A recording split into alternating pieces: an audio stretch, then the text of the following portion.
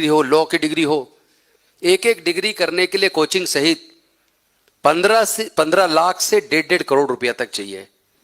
साधारण सी BA honours की degree करने के लिए 1 लाख रुपया 2 सत्र की फीस है। अब सवाल यह, जिस परिवार की इनकम 10,000 रुपये महीना हो, 15,000 रुपये महीना हो, 5,000 रुपये महीना हो, क्योंकि भारत में अगर SC ST की बात करूं तो 99% परिवार ऐसे हैं जिनके परिवार की इनकम 5,000 से 20,000 रुपये महीने के बीच है। OBC और माइनॉरिटी की बात करूं तो 98% परिवार ऐसे हैं जिनके परिवार की इनकम 5,000 रुपये से 20,000 रुपये महीने के बीच है। उनके बच्चे पढ़ेंगे कैसे? एक तरफ कांग्रेस पार्टी ने गांव-गांव में स्कूल खोले थे और आज मर्जर के नाम पर यह सरकार स्कूलों को बंद कर रही है। 1 लाख से ज्यादा सरकारी स्कूल 2014 के बाद बंद हो चुके हैं। अब सवाल यह, नौकरी तो ये दे नहीं पा रहे। हर साल 2 करोड़ लोगों को रोजगार देने की बात की थी। रोजगार देना तो दूर, जिनके रोजगार थे उनके रोजगार चले गए, चाहे वो डिमोनेटाइजेशन हो, चाहे वो GST हो। इनका हर निर्णय इस देश की जनता के खिलाफ साबित हुआ। इसी वजह से जिस तरीके से पूरे देश में राहुल गांधी जी पूरे देश को जगाने का काम कर रहे हैं, चाहे वो किसानों के मुद्दे हों, चाहे दलितों के मुद्दे हों, चाहे युवाओं के मुद्दे हों, चाहे छात्रों के मुद्दे हों। अभी आपने देखा राहुल गांधी जी ने किस तरीके से बताया 5 तरह के एग्जाम पर, NEET, JEE, UPSC, SSC, RRB, 5 तरह के एग्जाम पर बच्चों को और उनके पेरेंट्स को 3,58,000 करोड़ रुपया खर्च करना पड़ता है। और इतने में तो भारत सरकार के 5-5 मंत्रालय चल रहे हैं, जिसमें शिक्षा मंत्रालय, स्वास्थ्य मंत्रालय, महिला एवं बाल विकास मंत्रालय, विज्ञान मंत्रालय और श्रम मंत्रालय। तो आखिर देश जा किधर रहा है? इसी वजह से चूंकि सब वर्गों की, युवाओं की, महिलाओं की इस लड़ाई को, संविधान को हाथ में लेकर इस देश के लोकतंत्र व संविधान को बचाने के लिए जिस तरीके से आदरणीय राहुल गांधी जी लगे हैं, उनके उस विचार से और उनके उस जज्बे से प्रभावित होकर अनेकों पार्टियों के लोग और अनेकों अलग अलग जगह से जो अच्छी पोजीशन से रिटायर हुए, वो सब लोग कांग्रेस पार्टी की तरफ उनका झुकाव बना। और वो हमारे कांग्रेस पार्टी की विचारधारा से, राहुल जी के जुझारूपन से और उनकी ईमानदारी से प्रभावित होकर आज कुछ हमारे साथी कांग्रेस पार्टी को ज्वाइन कर रहे हैं, जिनमें डॉक्टर अनूप कुमार अंबेडकर हैं जो BSP से जुड़े रहे, एडवोकेट मयंक यादव और एडवोकेट श्रेय यादव। हाँ, एक एक करके। ये डॉक्टर अनूप कुमार अंबेडकर जी हैं जो BSP में काफी कई स्टेट्स में प्रभारी के तौर पर काम कर चुके हैं।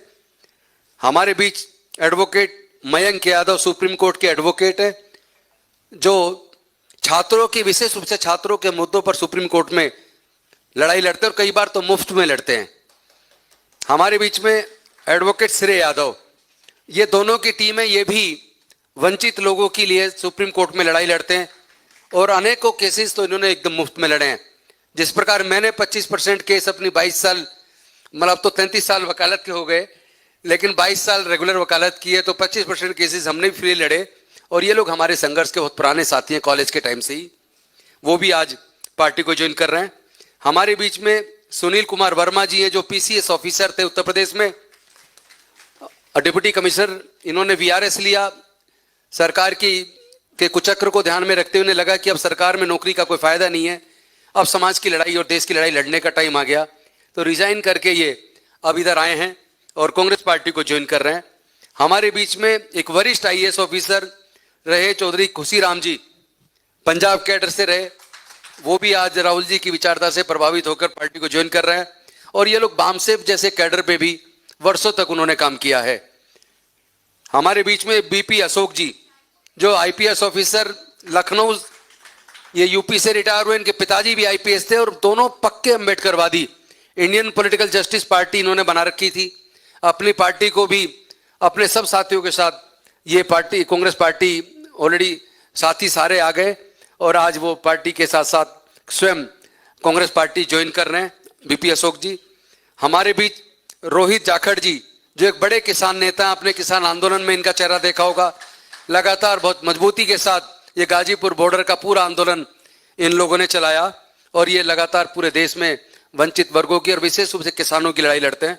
हमारे बीच में डायरेक्टर जनरल ऑफ पुलिस रहे केरला कैडर से सुदेश कुमार जी, वो भी हमारे बीच में हैं और इंटेलिजेंस में और फॉरेन में हर चीज में हर तरह की एक्सपर्टाइज इनकी रही है और ये राहुल जी की विचारधारा से प्रभावित होकर हमारी पार्टी ज्वाइन कर रहे हैं। वकार चौधरी जी पहले आम आदमी पार्टी में सोशल मीडिया देखते थे और लोकसभा से बीएसपी से चुनाव लड़े पिछली बार वकार चौधरी जी, वो भी आज हमारी पार्टी से प्रभावित होकर, राहुल जी से प्रभावित होकर हमारी पार्टी ज्वाइन कर रहे हैं। विक्रांत गौतम जी एक रोड ट्रांसपोर्ट अथॉरिटी से रिटायर हुए, विक्रांत गौतम जी उधर भी ज्वाइन कर रहे हैं। चूंकि यहाँ जगह कम थी तो कुछ साथियों को हमने नीचे बिठाया है। जय भीम। सचिन जी देश बचाओ आंदोलन से, वो भी आज पार्टी ज्वाइन कर रहे हैं। किशन स्वरूप जी, वो पॉलिटिकल जस्टिस पार्टी में ट्रेजरर थे, राष्ट्रीय कोषाध्यक्ष, वो भी ज्वाइन कर रहे हैं। आर के मैसी जी बिशप है, नेशनल वाइस प्रेसिडेंट RCNI से, वो भी ज्वाइन कर रहे हैं। राजेंद्र प्रसाद बिशप जी, वो भी ज्वाइन कर रहे हैं। अमित कुमार जो चर्च के एडमिन है, वो भी ज्वाइन कर रहे हैं। सविता गौतम जी नेशनल सेक्रेटरी राष्ट्रीय लोकदल, सावित्री गौतम जी, वो भी आज पार्टी ज्वाइन कर रही है। अरुण बंसवाल जी मेरठ से, वो भी। तो ये सब साथी आज पार्टी ज्वाइन कर रहे हैं। और अशोक सिंह जी, मैं चाहूंगा एक बार अशोक सिंह जी भी अपना चेहरा दिखाएं। अशोक सिंह जी उधर हैं, इनकी अपनी पार्टी है समाज विकास क्रांति पार्टी, और वैसे बिजनेसमैन है बॉम्बे में, लेकिन इनका यूपी में पूरा परिवार, पूरी पार्टी और पूरा कारोबार है। वो राहुल जी के काम से प्रभावित होकर अपनी पार्टी का एक बिना शर्त कांग्रेस को समर्थन दे रहे हैं। मैं चाहूंगा अनिल जी 2 शब्द कहें और उसके बाद फिर ज्वाइनिंग की प्रक्रिया आगे बढ़ाएं। धन्यवाद गौतम जी। साथियों, बहुत ही senior IPS, IAS, supreme court के वकील और BP अशोक जी जैसे जो अपनी पार्टी चलाने वाले लोग हैं वो कांग्रेस ज्वाइन कर रहे हैं। और मेरा मानना यह है कि ये ज्वाइनिंग जो है ये अपने आप में एक साइन है, एक प्रतीक है। एक समय में जहां मोदी सरकार और अमित शाह की दबाव की वजह से बहुत सारे राजनीतिक दल टूट रहे हैं और MP उधर जा रहे हैं, लेकिन आपने देखा पिछले दिनों कि जो जन समर्थन है, जो आम जनमानस है, वो राहुल जी के नेतृत्व में, कांग्रेस पार्टी के नेतृत्व में जन समर्थक और आम जन उधर आ रहा है। तो आज की जो ज्वाइनिंग है ये इसी चीज को शो करता है कि जनता इधर आ रही है और जो डरे हुए MP हैं, जिनको डराया गया है जिस भी कारण से, वो उधर जा रहे हैं। आपने देखा कि जो हमारे नौजवानों ने, युवाओं ने, क्योंकि इस सरकार ने, जो मोदी की सरकार है, सिवाय नफरत फैलाने के और कोई काम नहीं किया। हर मोर्चे पे ये सरकार फेल रही है। शिक्षा में ये फेल रही है। शिक्षा इतनी महंगी हो गई, गौतम जी ने जिसका जिक्र किया। रोजगार देने में सबसे अधिक बेरोजगारी पिछले 40-50 साल की आज चल रही है। बच्चे जो B.Tech करके आ रहे हैं वो जोमेटो की डिलीवरी कर रहे हैं या उबर चला रहे हैं या ओला चला रहे हैं। ये स्थिति आ चुकी है। तो बहुत ज्यादा असंतोष है युवा पीढ़ी में। जो जंतर मंतर पे आपने देखा उसका एक्सप्रेशन था और वो आंदोलन खत्म हुआ फॉर द टाइम बीइंग, लेकिन वो आक्रोश खत्म नहीं हुआ। आज ये सरकार और इनके गुर्गे उन बच्चों को धमकाने की कोशिश कर रहे हैं, उनके घरों में जाके या सोशल मीडिया पे उनके खिलाफ लिख करके। लेकिन ये बच्चे जो हैं, जो राहुल जी कहते हैं ना बबर शेर, ये बच्चे बबर शेर हैं और बिल्लियों के गुराने से शेर कभी नहीं डरते। तो ये बबर शेर लोग हैं और बहुत जल्दी इनका आप देखेंगे असर बहुत ज्यादा होगा।